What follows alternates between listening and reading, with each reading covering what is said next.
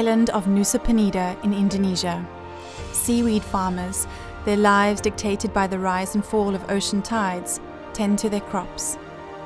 It's a tough existence, one reinforced by the inhospitable nature of the island.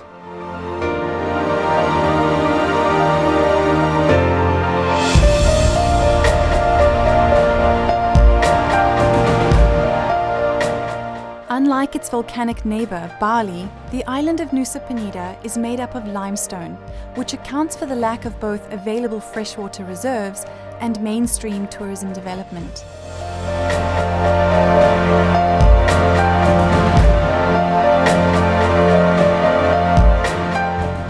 Forested areas, made up predominantly of bamboo and various palm trees, are dotted around the low-lying areas of the island, and it is here, on this sparsely populated limestone outcrop, that we can find one of the world's rarest of bird species.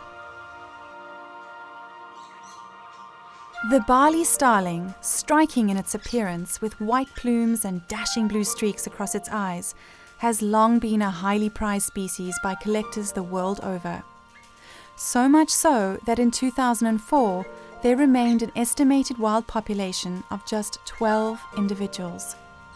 Endemic to Bali, the scarcity of the bird drove up its market value to a point where some are rumoured to have sold for many thousands of dollars. A traditional saying on the neighbouring island of Java suggests for a man to be seen as perfect, he would need to have amassed sizable wealth, have something to write with, have numerous wives, must own an important weapon, and finally, have one or more caged songbirds.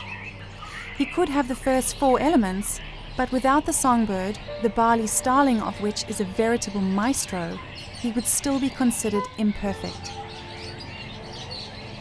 Away from the tourist zones and plush resorts of southern Bali, this bird and animal market in the island's capital, Denpasar, gives an idea into the extent of the trade. Similar markets, many much larger than this, can be found in all major cities and towns throughout Indonesia. Cages of songbirds of all shapes, sizes and colors line the streets, and it's not just limited to birds. Reptiles, primates and more are openly on display. So rife is the modern-day trade in birds that when the filming team switched to a hidden camera, they were soon offered a protected Javanese barn owl for the discounted price of just $70 US. From North Bali, Java.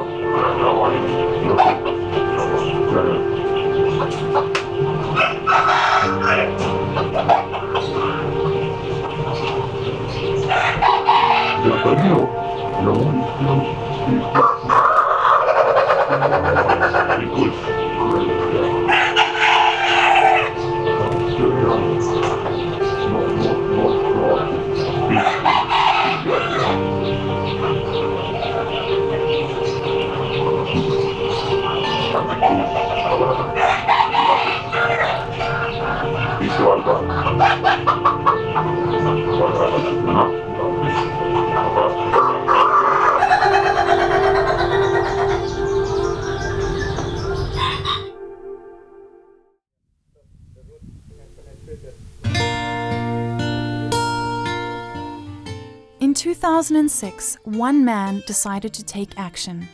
Balinese veterinarian Dr. Aigide Nyoman Bayu Wiriyuda, or simply Bayu as he is known, took a number of Bali Starlings to the neighbouring island of Nusa Penida.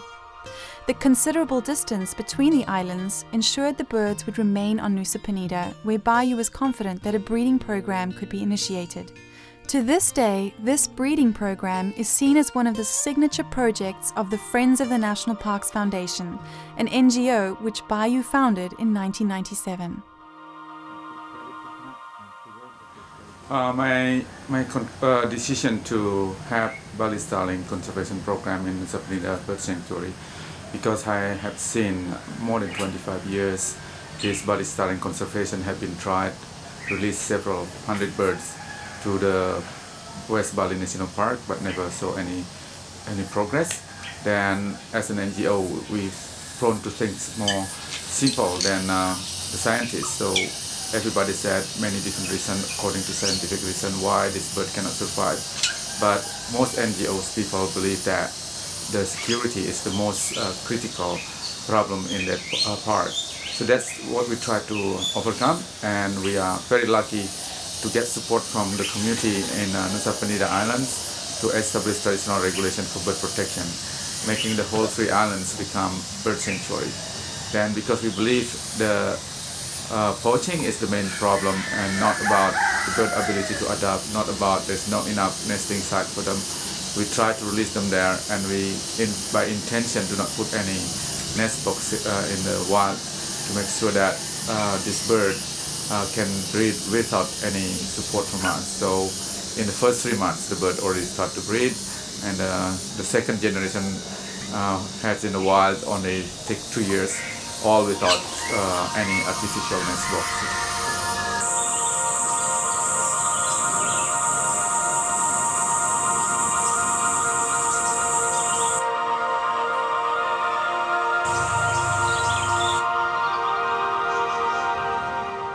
Since the start of this repopulation program, the trend has been positive, with estimated wild population numbers increasing, as Bayu explains.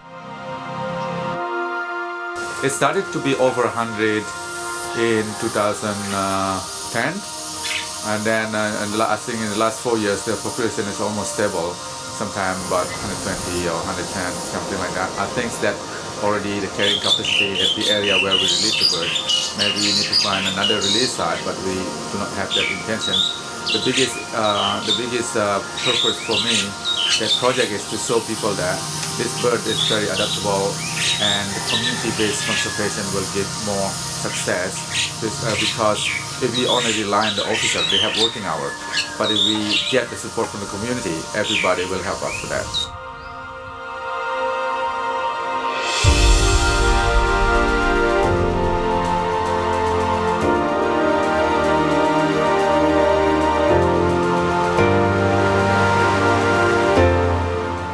As the summer's day comes to an end, twilight encroaches upon the island and transitions into a clear, still night. With just 3 months of rain per year, the daily struggle for sustenance continues.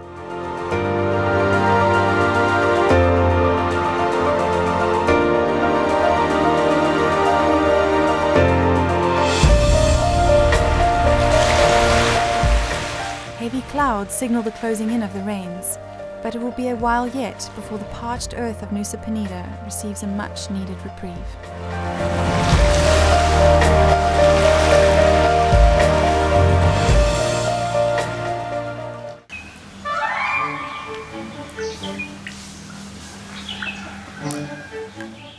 Water is scarce on Nusa Penida.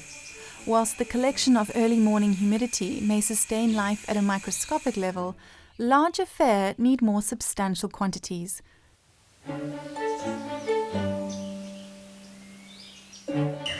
Capitalizing on the questionable plumbing abilities of the local handyman shows the adaptability of the wildlife of the region, and in particular the Bali Starlings, who've become accustomed to sharing their territory with the islanders.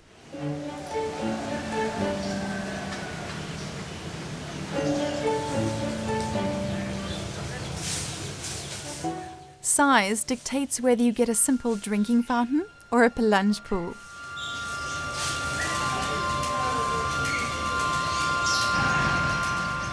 Needless to say, the Bali Starlings have adapted well to their environment and start the day off by quenching their thirst.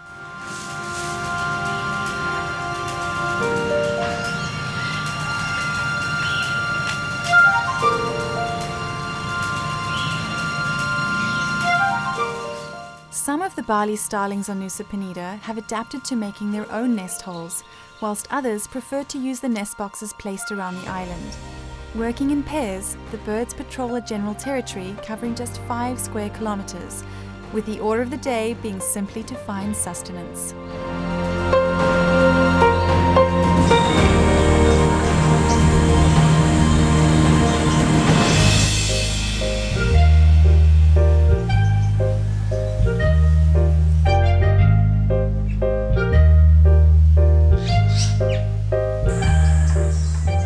As the mercury rises and the heat of the day builds, Bali starlings can be spotted scratching around in the undergrowth for bugs and seeds to eat. One golden rule in the wildlife kingdom: it's always best to leave the colourful bugs alone, as colour often advertises poison or a similar deterrent. Fortunately for the Bali Starlings, however, there is one wide-ranging and readily available commodity on the island, which offers potential sustenance throughout the year: mangoes. When ripe, the fruits drop to the ground, providing easy pickings for the starlings.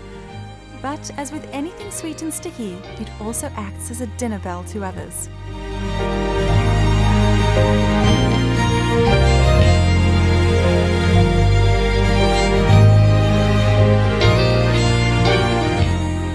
With a side order of ants, the Bali Starlings seem not to mind and are happy to pick away at the fallen offerings.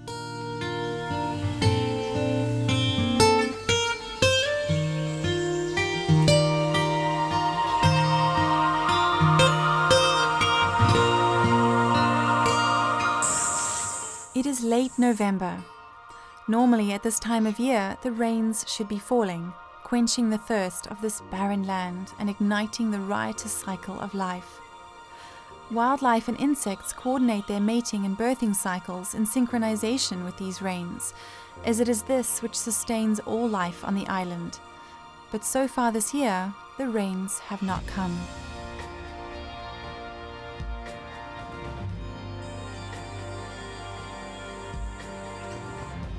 The birds go about their preparations for mating by constructing their nests and reinforcing the bonds that join them. But they, like everyone else, are left waiting.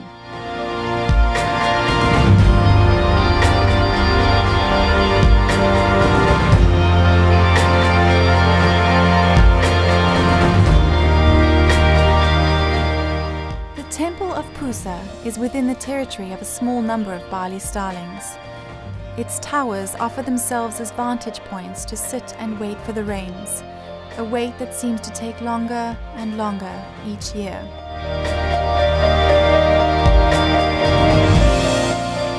With the majestic volcanic peaks of Bali's impressive Mount Agung as a backdrop, a pair of starlings look out across their territory. An image of hope for a unique species who, with the help of a dedicated and caring group of individuals, is making a comeback, once more filling the forest with a song that for so long had been absent.